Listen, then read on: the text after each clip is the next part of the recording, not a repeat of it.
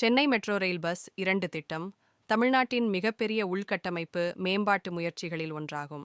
சுமார் 61,843 கோடி மதிப்பில் உருவாகும் இந்த திட்டம் மொத்தம் 118 கிலோமீட்டர் நீளத்தில் 3 முக்கிய வழித்தடங்களில் நடைபெறுகிறது.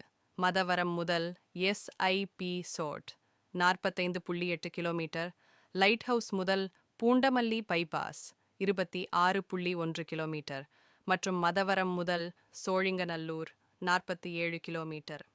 இத்திட்டத்தின் கீழ் 128 நிலையங்கள் உருவாக்கப்பட உள்ளன.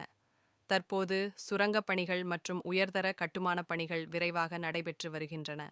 2026ஆம் ஆண்டுக்குள் சில பகுதிகள் பொதுமக்களுக்காக திறக்கப்படும். மேலும் முழு திட்டமும் 2028ஆம் ஆண்டுக்குள் நிறைவு பெறும் என எதிர்பார்க்கப்படுகிறது. செயல்பாட்டுக்கு வந்தவுடன் பயண நேரம் குறிப்பிடத்தக்க அளவில் குறையும்.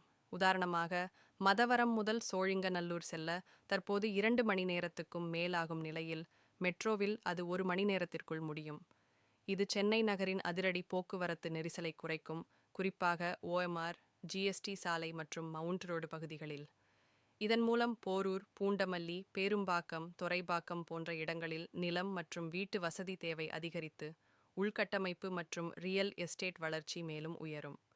அதே நேரத்தில் ஆயிரக்கணக்கான வேலை வாய்ப்புகள் உருவாகும், சுற்றுச்சூழல் நட்பு போக்குவரத்திற்கான மாற்றத்தை ஊக்குவிக்கும், மேலும் 15 முதல் 18 இலட்சம் பயணிகளை தினசரி ஏற்றிச் செல்லும் திறன் பெறும். இந்த மாபெரும் திட்டம் தமிழ்நாடு அரசு